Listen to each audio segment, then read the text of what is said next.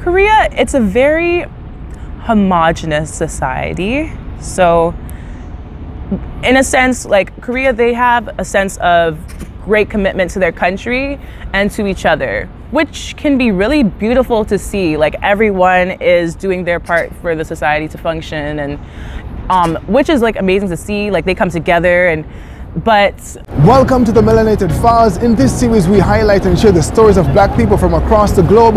Remember to subscribe to this channel for weekly videos and also follow us on social media for regular updates. Let's get into the interview. So hi, my name is Alexia. I'm from Toronto, Canada.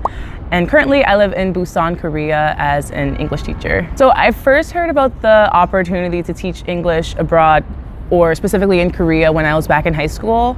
I went to a study and work abroad fair, and the company that I now work for, they were tabling, and it was my first time hearing about this chance where you can teach in Korea, and I was fascinated by it, like being the 10th grade, how old was I? 10th grade, I don't know, 15?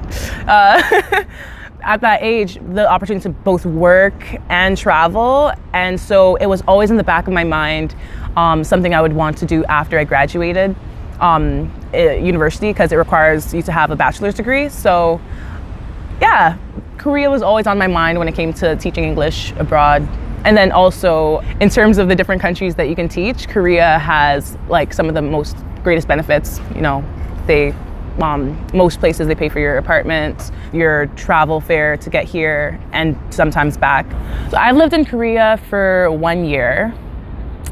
What I love about Korea is after the initial culture shock and everything, I think it was really easy to adjust to. A lot of the conveniences that I had back in Canada were here. So their metro and transportation system is amazing when it comes to even just traveling between different cities.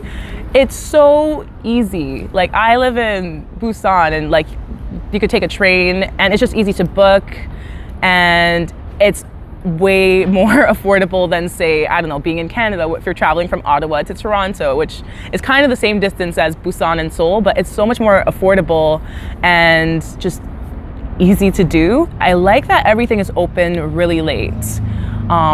Things like convenience stores, there's 24-hour convenience stores on like every corner, which is both a good thing and a bad thing, because, you know, if you're a snacker like me, then, you know, it could be. But and in the convenience stores, they often have like, you know, microwaves, and they have a seating table and hot water, so you can have a full meal right there. So I like the convenience that it offers. And also, Korea, it's very clean.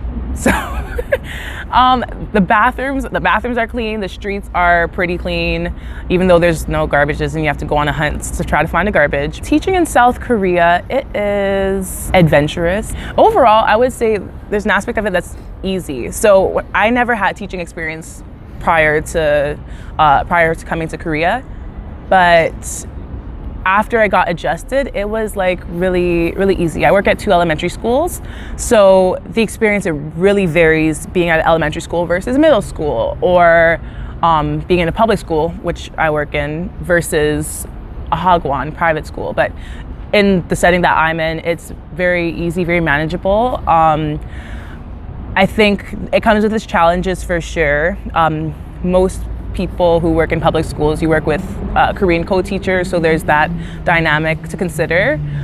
I think also the behavior management aspect, you're working in a class of 20 different students, and you know, they get excited, and there's different, you know, there's a lot to consider, but overall I really enjoy it. So like another great thing about Korea is their medical system. It's so affordable. Medicine is so cheap. There's a lot of the pharmacies on like a lot of corners of streets. It's called Yak, and yeah, super affordable for medicine. Even if you have like doctor's appointments, like it's really cheap. You can see a specialist for depends on what you're going for, but like I, for example, saw a specialist for like under $40, and yeah, it's really really affordable and efficient. If you're in Busan or in multiple places, hospitals, they might have an English correspondent. So it's really easy to connect with them. Sometimes they'll just give you their phone number, you can message them and book an appointment. So I really appreciate that. What do I like the least? Probably when it comes to the personal space aspect, just one thing. Personal space aspect it's not a thing. Like when you're in the public transportations, get shoved. The ajumas, who are basically the name for older women in Korea, and they run things here. Like they will, if there's a line for the metro that you're supposed to line up in, they will cut the line. They won't look you in the eye. They will just cut, and like if you look at them, they'll be like, and what? So it's that aspect. I don't like being shoved. That's a small thing. It's a small thing. I guess maybe also just being a foreigner, but I think communication and miscommunication is a issue that I come across often. I found even just in my work environment, there's, I think when it comes to my work things, often I won't hear about important announcements sometimes when it concerns me. Like I remember I never found out that it was picture day until picture day. So they're like, okay, picture day is now, like let's go outside. And I'm like, what? So there also sometimes I've encountered, at least in my working environment, just things can be a little bit last minute or hurry. So if you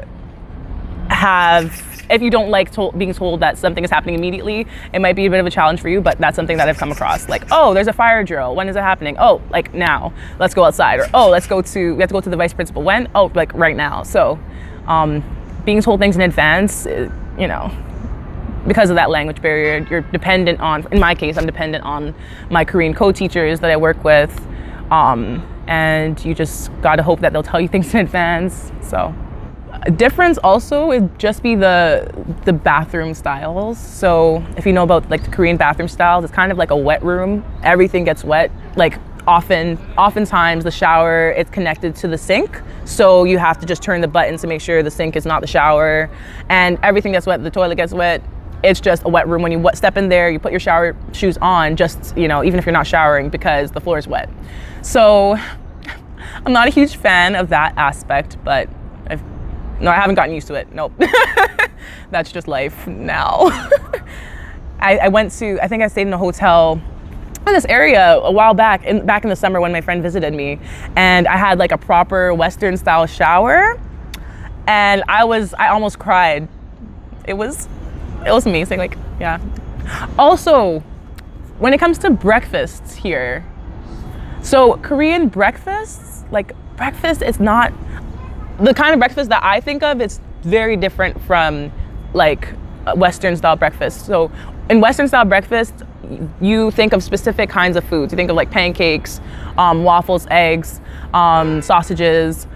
In Korea, when I ask my students, I'm like, what did you have for breakfast? They will tell me, oh, chicken, rice, like meat, just, I'm like, isn't that dinner food? Like, I think we have very categorized ideas of what is breakfast food, lunch food, dinner food, but here, like, it's all in the same. So when I'm eating out, I often really miss having like a breakfast food. I just miss the American style, Western style breakfasts, but yeah, 'tis life. I'm a vegetarian, and in Korea, that can be very challenging. For me, it's a struggle, because meat or a meat byproduct, it will be in everything. So I've been calling myself a flexitarian out here. So for example, if I'm going out with friends and we're having a hot pot, and I will have like the broth and the vegetables in it and the noodles, but it's been cooked with meat. So that's what works for me, just in terms of like the ease and convenience. But yeah, my favorite foods would be, I like kimchi jjigae, which is kimchi, it's like a spicy kimchi stew. I also like, what's it called? Wait a minute. Oh, japchae, which is this like the glass noodles that's like cooked down. And I love, I forgot the name of it, but it's like lotus. it's one of the side dishes that you get, but it's the lotus roots that have been like braised and cooked down. Majusayo, really delicious. So being a Black woman in Korea, there's, you know, of course, the racial aspect, you're Black, and then as a woman, it's just, you know, a double situation. There's positives and negatives, or some of them are neither. So you, like, things are just, I guess, strange. So, not strange, but there's things that are positive, like, for example, people, like, cheer, like, I remember just the other day, like, I was walking on the street and a random man, he started clapping. Like, he just saw me and he was like, oh, just clapping. And I'm just like, whoa, thank you. Like, you know, it was nice. I don't get cheered for I don't get applauded on a daily just for walking and going about my business. So I'm like, okay, that's interesting. I don't know if you consider that a positive, but it's, you know. And in terms of negative things, not just, I guess as for all Black people, there are some incidents where I'm not sure about, well, in Seoul specifically, there's some incidents where, like, some bars, they won't allow Black people in, but it's not official, it's not on a website, but it's very subtle. So I haven't experienced it. I went to a bar with a few friends. The friends were also foreigners. They were white women. And I got in, okay. And about 2 weeks later, a friend, she messaged me and she was really upset, saying that this bar said that her and her friends, they had to pay for a table. And I was like, what bar is this? And she sent me a picture and I was shocked. This is the same place. I can't say their name because in Korea, their defamation laws are a thing here. And then I heard about her incident, and then someone else, like, it's common that this place is known for saying that, like, telling Black people, even if you're with other people who are, like, not Black, they might say that you can't come in, or you have to pay for a table, or something really strange. So I don't know if it depends on the security guard that's there that night, but in my case, I don't know if me being with the white woman, if that, in a sense, gave me some leverage where they're like, okay, she can be allowed in. But there's a lot of that type of, like, discrimination that happens. Yeah, with kids. So so Korea, it's a very homogeneous society. So in a sense, like, Korea, they have a sense of great commitment to their country and to each other, which can be really beautiful to see. Like, everyone is doing their part for the society to function, and which is, like, amazing to see. Like, they come together, but also that has its, like, downside with their homogeneity. It comes sometimes with a lot of xenophobia. So that plays a role, I think, in interactions with people. And then, yeah, I've had, for example, I've had, like, weird experiences when it comes to, like, I apparently made a baby cry. I remember I went to visit Japan during the summer, and literally at the airport in Japan, as I was going back to Korea, my experience in Japan, it was great. People were amazing and friendly. At the airport, there was a baby who was in front of me with his parents, and the baby looked at me, started bawling, one piece of cry, and he was pointing at me. He was, like, making a fuss, and the father, he, like, looked at me. He kind of, like, smiled, like, like, and then he picked up the kid and was, like, I guess, comforting him. Meanwhile, the kid is still continues to, like, point at me. And the father, he just, like, smiled, like, oh, I don't know, kids will be kids, I suppose. And I understand, like, I don't know. I mean, kids, I understand kids, you know, they're not exposed to people who don't look like them. And I won't fault children for that. But it's the parents' responsibility, I think, to use that as a teachable moment for their child, to be like, oh, like, the father, he could have done anything. He could have even just been like, oh, just say hello, 안녕하세요, say hi to her. or just to scold him or something. But there was no scolding. He just looked at me, smiled like, oh, well, kids will be kids. And so, and this was, they were Korean. So just, I was like, wow, welcome back to Korea, Alexia. Haven't even touched down yet, but just that xenophobic attitude, it happens way too frequently, where same thing has happened a few times with parents, like, you know, the pointing, and the parents just like, oh, yeah, that's, I don't know. So the attitude varies towards Black people. I think sometimes there's that xenophobia and just that fear, as I've mentioned before, just, you know, just based on my interactions daily, you know, sometimes people won't sit next to you on the metro and things like that. So there's a bit of that xenophobia. But on the other hand, I think there's increasing interest and curiosity. People, they're very curious to speak to you. Sometimes people will approach you and just want to have a conversation with you, especially people like, you know, they want to like practice their English. And I think that could be not only just because you're Black, but also being a foreigner. So there's a lot of more curiosity, I would say. Especially, well, obviously, like working with students, they are like so curious. And I don't sense fear from the students. So I think it's more hopeful as I'm seeing amongst my students. There's not, the interactions I have with my students versus like, you know, walking on you know, on a day-to-day basis and things like that, it's different. And yeah, the students, I think they're more open. And, you know, sometimes when I see children who are not my students, but who are in that same age range, when they see me, sometimes they will just like wave and they're like, hello. And, you know, it's I'm like, oh, warms my heart. It's like, okay, we're moving somewhere, you know. So, but I think sometimes the older people, there's a bit of skepticism. Sometimes, I mean, they stare at you, but I think that's just because they like to stare in general. So I don't know if that's because I'm Black or a foreigner, but I think there's, yeah, I like to think it's changing. People are becoming more open. In Seoul, it's different because in Seoul, there's a lot more foreigners than there are in Busan. So in Seoul, you know, people won't look twice. Well, they will, but and I guess in Busan, they'll look like 3 times and then they'll stop and stare at you.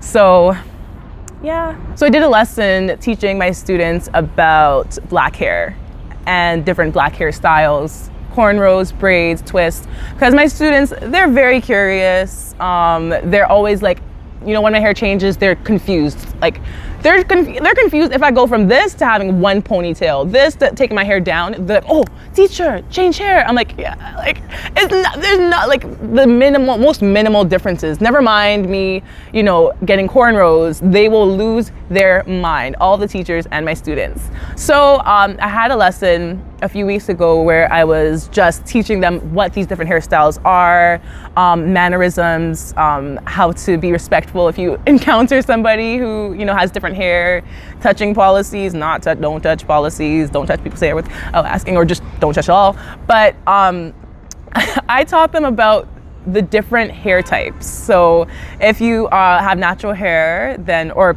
you know, I'm sure maybe you've heard about the natural hair chart. So hair type 1 is very straight hair.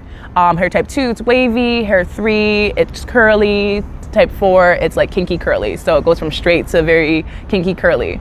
So my hair, I straightened my hair a few weeks ago, and the students, initially they were confused. They're like, oh, teacher, you have type 1 hair. And I'm like, oh no, but my hair is straightened right now. My natural hair is 4C, and I showed them on the chart. And they didn't understand. They were like, oh, okay, sure. And then, so my edges, they got a little bit wet. So they're starting to get like more fuzzy, kinky. And so one girl, like after class, she approached me and she reached to touch my edges, and she was just like, oh, teacher, 4C hair. And I was just like, hey, I know, I know the water touched my hair, but like, don't call me out. So I found that funny. Hair, it hasn't been as much of a challenge coming here as I thought it would be. There's increasing access to Black hair products. There's a few hair shops in Seoul and Itaewon. I know there's a beauty supply shop in Pyeongtaek, and I think in Daegu. Online, you can buy different hair products. For example, honey hair, I know you can order through there. Coupon. If you're from Korea, you know about the coupons, like that 1-day delivery, like comes through. But I know they carry like Shea Moisture and I think a few other hairlines. So it wasn't as difficult to find hair products as I thought it would be, because I initially came here with about at least like a 8-month supply of hair products, thinking I'd be stranded. But yeah, there's access to them. And then in terms of hairstylists, like definitely you'll find, especially around the military bases, there's a lot of hair braiders, hairstylists. Beauty products, well, for one thing, you have to be mindful when you are buying skincare products that a lot of them, they have skin whitening properties in them and ingredients. So you have to check the ingredients to make sure that's, I remember like, yeah, I got an eye cream that I later found out had some skin bleaching content in it. And that's not what we want. We want this melanin to be popping. So, so you have to be mindful of that. In terms of makeup, like foundation, no, don't do it. I would recommend coming here in advance with like all of like the skin complexion products that you would need. You can order online, and I know there's, I think, a few companies that are now trying to branch out and increase their range of skin colors, but yeah, they don't get, the colors are not, there's some colors that they carry that are not even deep enough of a tone for the people that live here, for like the Koreans that have like a bit of more tan or darker complexion, because very often a lot of like the women, they'll wear like a shade that's like 1, 2, 3 shades lighter. So the range, it's something to improve, I think. Piece of life advice from someone I follow on Instagram and her podcast, Nika, is that progress and perfection can't share the same seat. So it means, to me, it was meaningful because if you're a perfectionist or you're someone who wants everything to be in the perfect place before you pursue it, then you'll be waiting a long time for everything to be right. Okay, when I get to this point, then I can do this. But I think you need to, it's a habit of learning that things don't have to be perfectly situated for you to pursue something. Also, just not letting the fear of doing something alone stop you. So, for example, since I've come here to Korea, I've gone on like 2 solo trips. I went to Japan and Vietnam on my own, and it just didn't work out. Friends' vacation schedules and whatnot. And at first, the idea of traveling to Japan alone, it like frightened me. I'm like, I'm going alone. I might not have as much fun. And it turned out to be one of like the best trips I've ever made. And yeah, a lot of people are afraid to solo travel, and it's an amazing experience. You get to uncover more of who you are, what you're capable of. It makes you feel more brave, and I've always come back with a stronger sense of like purpose and a stronger sense of confidence in myself. And yeah, just don't let that, if you don't have people beside you cheering you on, or if you don't have if you want to go somewhere or do something and not everyone is like behind you, don't let that stop you. Just like what your vision is, and continue to pursue it authentically and persistently. Ambitions for life in Korea. I'm hoping to do, especially this year, I'm hoping to do more creative work, things related to acting. I really enjoyed acting when I was younger, high school. I used to be on the drama club and things like that. So I'm hoping to do more of that. So sometimes I'm nervous to say that I'm gonna do something, and then after people are like, what? That never happened? But I'm gonna say it because, I could be speaking it into existence. I would like to get into modeling of some sort. Yeah, there's a lot more opportunities in Seoul than there's in Busan, but I'm going to really seek out opportunities even in my city. And also YouTube has been on my mind, so I'd want to have a platform, or just an online platform. But yeah, acting, modeling, YouTube, I think. There's a reason why we have 2 ears and 1 mouth. So 2 ears meaning that we need to listen to each other more, and listen to people with, I think there's a quote that says sometimes we listen to respond rather than listening to actually hear a person, because there's a difference between listening to somebody versus hearing. When you're listening, you're physically, hearing what they say, but can you understand what they mean? And I think a lot of the problems that we face, we could overcome if we hear people out, hear their perspectives, and before we speak or make a judgment, we need to just listen to what people have to say and go in with an open mind. And yeah, I think mental health is a huge problem that isn't addressed. It's not in normal conversations, or it's not a common conversation, yet so many people, I think, suffer. And I think I would like to see in the world more just management. I think for people to have basic skills about how to manage their emotions, and I like to see even in classes, people learning the very basics of dealing with their thought processes, and just having that more integrated in our education.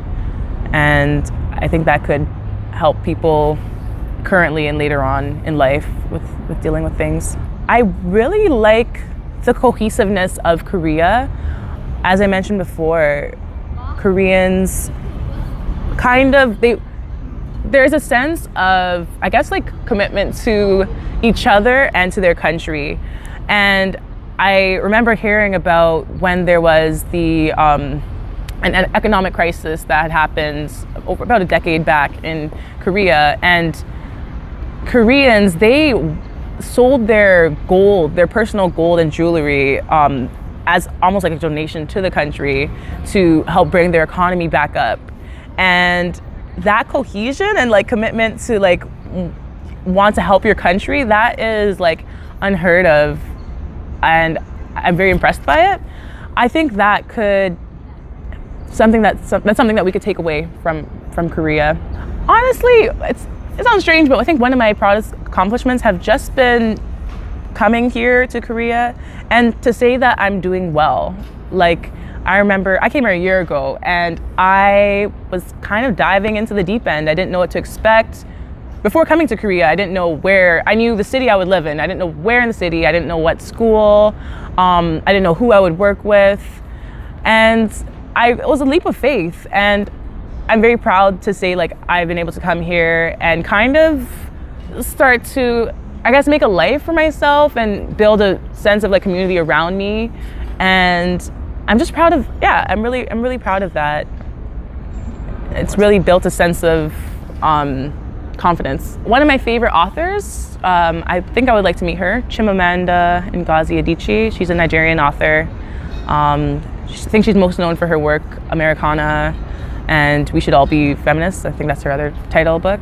And I'd love to sit down, have a conversation with her, and over tea, and just pick her brain and her thought process of writing, and just her thought process on what it takes writing and the stories and how she developed her characters. I think what I really appreciated when I first read her book Americana was just I was reading it and I was like, whoa, this is me. It was just a strong sense of representation, where I was just like, wow, this Black woman, her natural hair journey, and just really similar experiences. And I think that really is important, just that sense of representation. So I would love to meet her, thank her for her work, and So dating, I think it can be challenging in Korea. Unless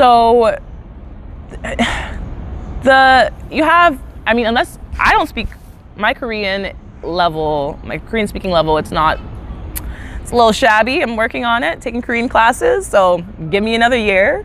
But unless you speak Korean, I think your dating pool you're looking at probably other English teachers, military, or students. That's kind of your range. And I think because people here, they're kind of in a temporary space. They don't plan to be here for long. If you want to date seriously here, can be challenging if you want to like settle down. So yeah, dating, it's different, but I haven't done it often or much to know for now.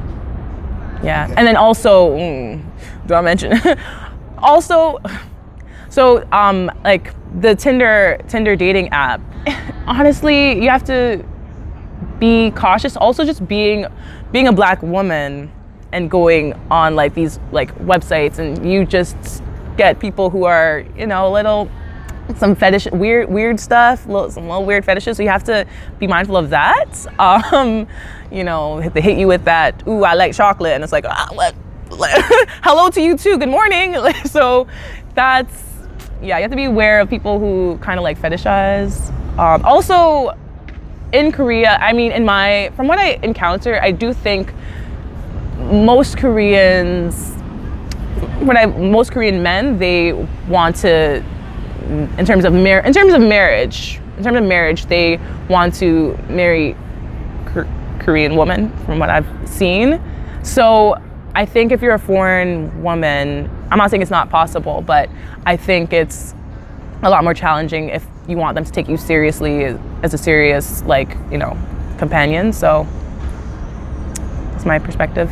So I've had other Black women reach out to me and ask me what's it like to live as a Black woman in Korea, and just that fear. They're like, oh, I don't know if I can come there because, you know, I would stand out, and all these strange experiences that I've heard. Don't let that stop you. I would highly recommend it. It's something that has, I guess, really opens up your horizons to, I guess, what the world has to offer. And yeah, don't let the fear of how different it could be, don't let that stop you, because it's a different world, but it will change you and it will help to grow you. Cost of living, it is, I guess I would say it's kind of a low cost of living, but when you compare it to South Asian countries, it's more on the expensive side. It varies. So for example, buying groceries can be expensive. It can almost be more efficient for you to go out and buy food, like go out to a restaurant to buy dinner, as opposed to getting groceries. And that being Korean dinner food, because international food here is more expensive. But groceries can be expensive. Fresh produce and fresh fruits, don't do it. Like watermelons be costing $20. Like, however, markets. When I'm buying like fresh fruits, go to the markets, and you can get a lot more for the money that you spend. But other expenses, taxis here are pretty cheap. Yeah, very affordable. Get the Kakao Taxi app. If you are ever coming to Korea, I'd highly recommend that app to order a taxi, so that you know, you can guarantee your arrival and destination, and also just avoid the language barrier trying to explain where you're going, because it can be a hot mess if you try to do that. Other affordability stuff, cafes are very expensive here, but they're cute. They have a lot of cute cafes, but they're expensive. And the metro and public transportation is like lower cost as well. So the main thing when it comes to rent is, unless you're working for a public school, if you're coming to Korea, you know, in another job form, and you are responsible for looking for your apartment, they have really huge key deposit expense, or you have to give a huge key deposit money. So that, I've heard, can be $5,000 like US dollars to like $10,000 US dollars. And this is just like the deposit that you pay, that you give initially. It will be returned, but to get like a nice or decent apartment, like it could be expensive. I know you can pay like lower key deposit monies as well, but that's something to consider. My Instagram, so my Instagram is Lexisaurus12, Lexisaurus12, and hopefully if that YouTube channel gets running, then it's the same name. And yeah, that's where you can find me. On my Instagram page, I post mainly photos along with very deep captions and just like reflective captions and things like that. Thank you so much for watching. If you would like to share your story or have us visit your region, send us a message on any of our social media platforms or via our website. That's good.